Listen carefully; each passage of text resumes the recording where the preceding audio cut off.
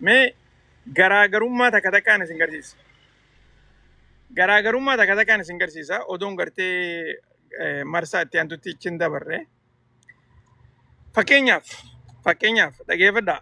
Warreen gartee biyya teenya keessa jirtan waraanni Itoophiyaadhaa, poolisiin Itoophiyaadhaa silaa gartee hujiin isaanii ummata gargaaru, gargaarsa ummataa godhu.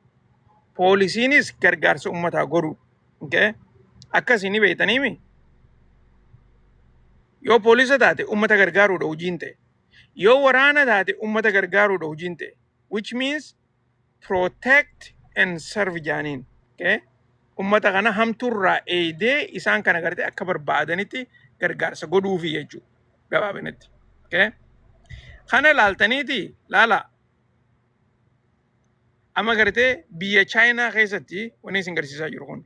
Biyya Chaayinaa keessatti poolisiidha kun. Gurbaan kun gartee poolisa. Haati ilmoodhaa ilmoo siidaa itti kanniteeti naa eegi oofisa laayina kana keessa seeneeti laayina kana keessa agartee waan hin barbaadu harkadhee dhufaa ilmoo tiyyatan naa qabiyyatee itti kannite.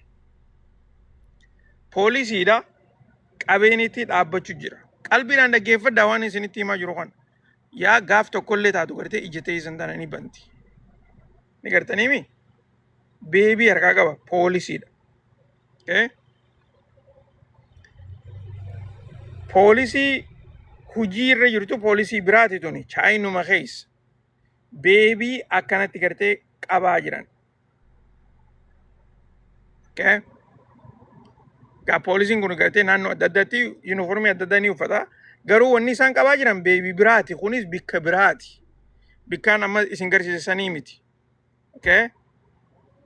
Akkasuma sanitti hogguu laaltan asitti gartee waraana jirri kun warreen gartee huccuutan uffatan waraana Chaayinaati.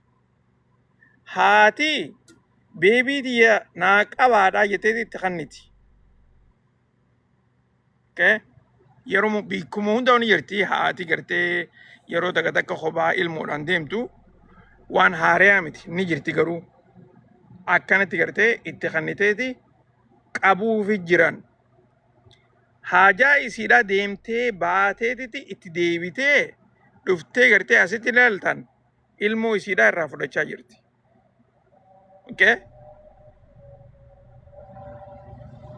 Seegaltee? Garaagarummaan tun irratti gartee isin garsiisu irra hedduu isiidhaa akkanumatti isin garsiisu. Amma dura maal isin jechaa ture? Mootummaan Itoophiyaa tun mootummaan Abiyyi ummata siidhaa gargaaruu odoon taane biyya alaa gartee ergamtoota biyya alaatiin isin jechaa ture.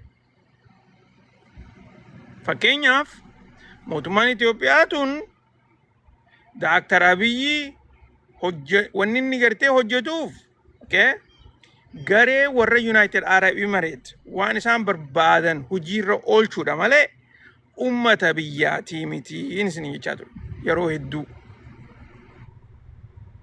Isin galtee? Waraanni Itoophiyaadha. Poolisiin Itoophiyaadha. Special Force naannoo Oromiyaadha. Milishaan Oromiyaadha.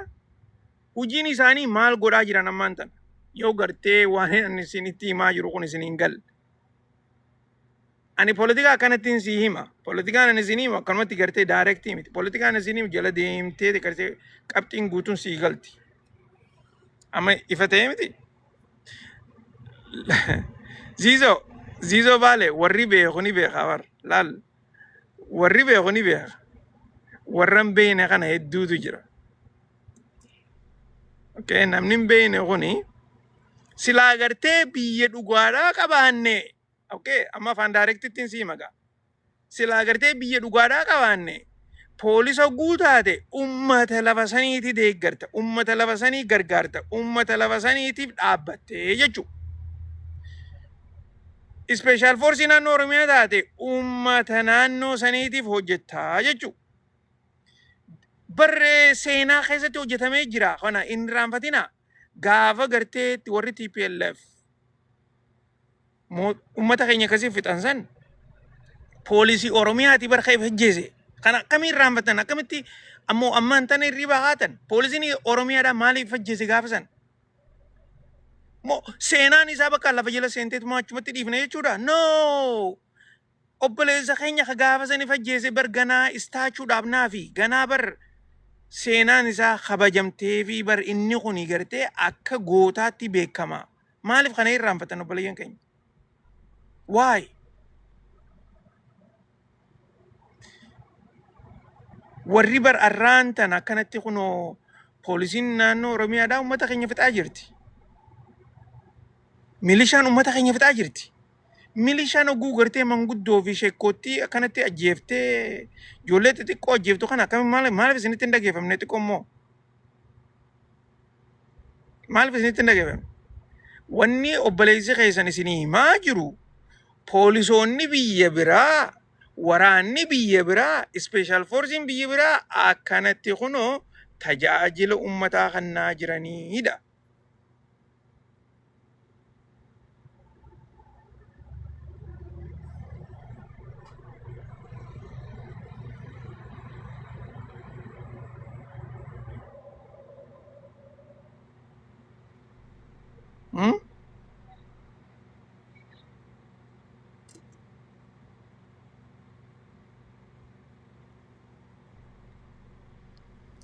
Amma isiniif amma ifa isinii taate so akkanatti haasawuun irra jira.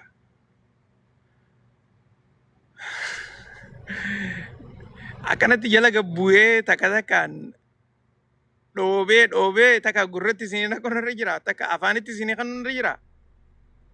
Ammoo akkasii gartee godhuun nara barbaachisu natti fakkaan. Garuu immoo beeka wanni gartee yeroo hunda na gammachiisu keessaa warri beeku ni beeka. Warri dhaga'u ni dhaga. Warri gartee dhugaa dhawanii itti himuun barbaachises numa jira nu keessaa. Itti fufnaayyee tana bira dabarraa. Tana bira dabarraa.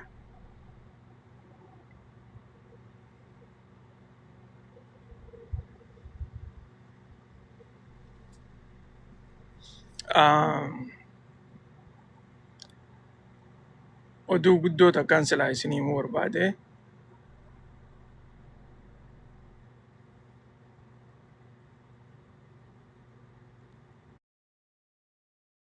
Tagartee tan Ukraine. Oduu Ukrainiin isinii himuu barbaada. Okay? Asirratti footoo san kaa'uun barbaadu. Footoo Ukraine.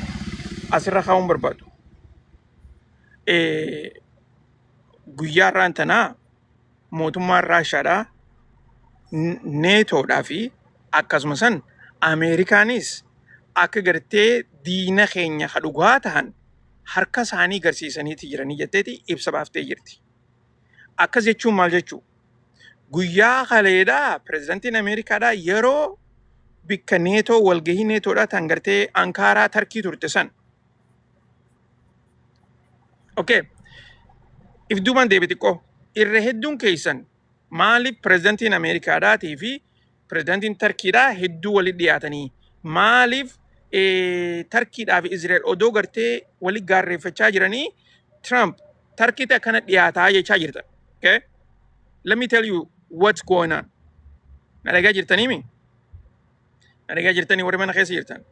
Taaptaa godhuun irraanfatan, laayikii godhuun irraanfatan, akkasuma san gartee gooliidhaas ni irraanfatanii ajaa'iba qabdan bari isiniin kun. Maaliif akkana dubbiin tun? Taaptaaf godhuu hin raanfatina. Taaptaaf godhaa, koppiliin godhaa, sheer godhaadha. Erga. Goolii hin raanfatina. Laal tiktaakiin isin yaadachiisaami. Hin raanfatina. Okay. Waan ta'een isiniim. Ameerikaan Ameerikaan waa hundarratti istiraatejii hin qabdu. Okay? Ameerikaan keessaafuu gartee amma Trump akkatti deemaa jiru kuni istiraatejii hin qabu. By the way waan takaan isiniim. Oduun gartee san keessan dabarre. Feetan aaraa, feetan hin aarinaa, feetan gammadaa, rabsha takaan isiniim. Yeroo hedduu waa'ee gartee ikonomii Itoophiyaatiif kanarraa أنا أبليسان خيسان قفاتو تو هاسو أوكي أما تدبري يرونا دقيا ترتن برين إثيوبيا دا هنگم تكغرتي أكا خفا ترتي غازني أكاتا تك على واجرو akkasumasanitti ikonomiin Itoophiyaadhaa karaa hamaatti gartee akka deemaa jirtu isinii himaatiin ture. Okay? Dhagaa turtaniimi warri mana keessa jirtan. Warreen amata dabre irraa na dhagaa turtan bara mana keessa jirtan ni beektan. Okay?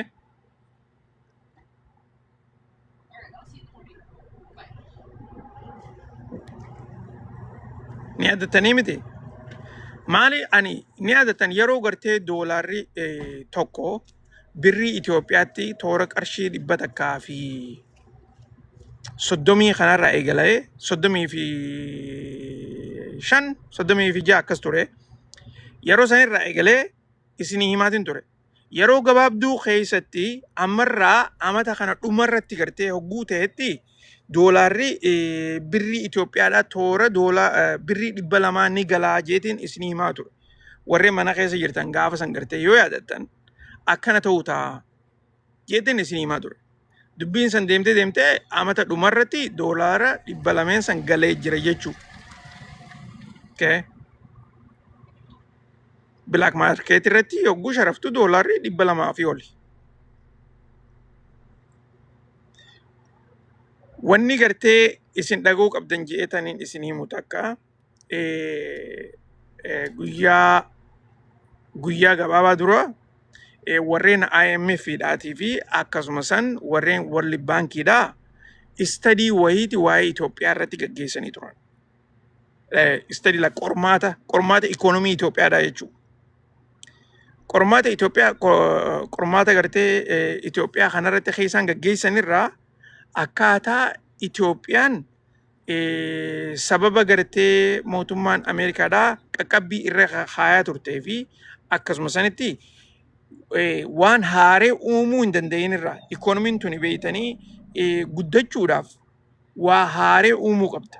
Takka agartee warshaa haa taatu akkasumasanitti gartee investimentii alaa fiduu haa ta'u hojii uummataa uumuu kun hundinuu walitti hidhaadha.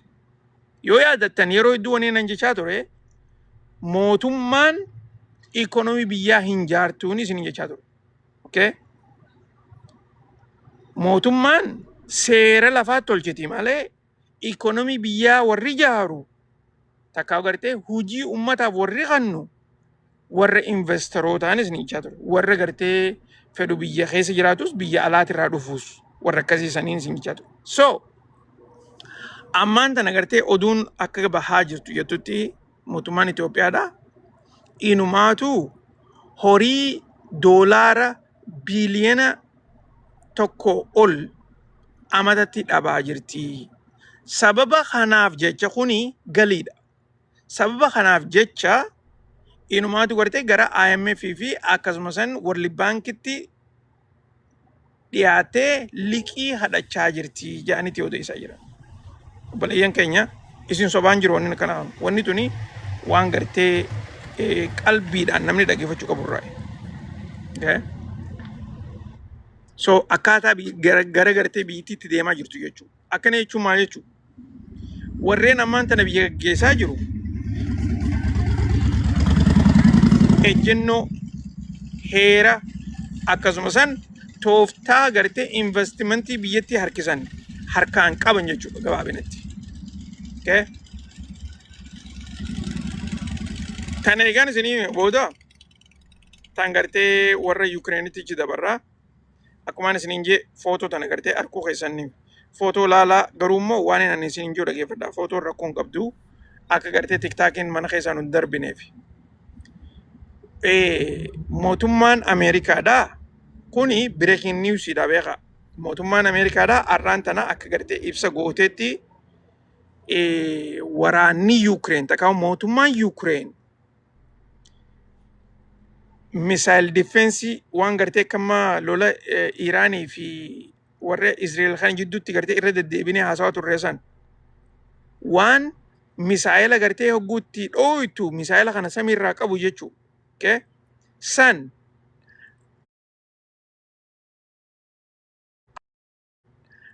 akka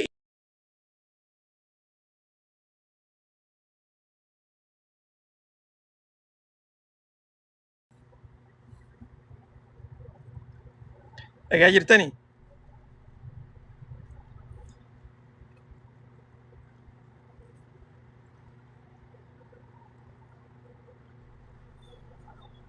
hello na dhagaa jirtanii warri mana keessa jirtan mootummaan Ameerikaadhaa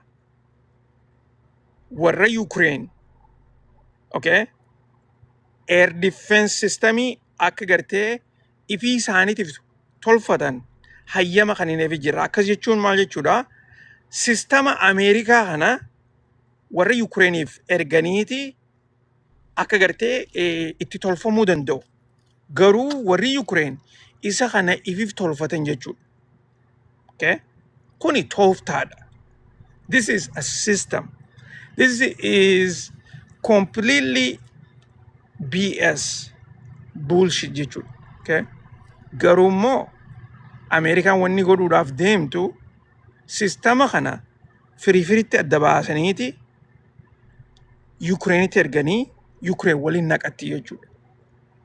Dhagaa jirtanii Ukraine walitti hiiti akka gartee spare partii ni beektanii miti spare godhaniiti waan takka adda baasanii firiitti biyya san keessa geessanii achitti waliin naqatan jechuudha. Akkas jechuun akka gartee booda Raashaan Ameerikaan sistema air defense Ukrainiif hannite ammaan tana takkaa gartee isaan kun tolfatan okay ammaan tana Ameerikaanis diina keenya akka hin jenne barbaadan garuu immoo Raashaan jettee jirti har'a Raashaan sistema kana warri Ukraine tolfachuun qabaachuun mataan isaatu isaan kun akka diina keenyaati yaani jiran okay gara kaaniin warreen Yuurooppiidhaa Raashaan akka gartee diinaatti akka laaltu isin himeetiin jira okay kana hundaatutu kana gartee mootummaan Ameerikaadhaa irraan tana ibsa gootee jirti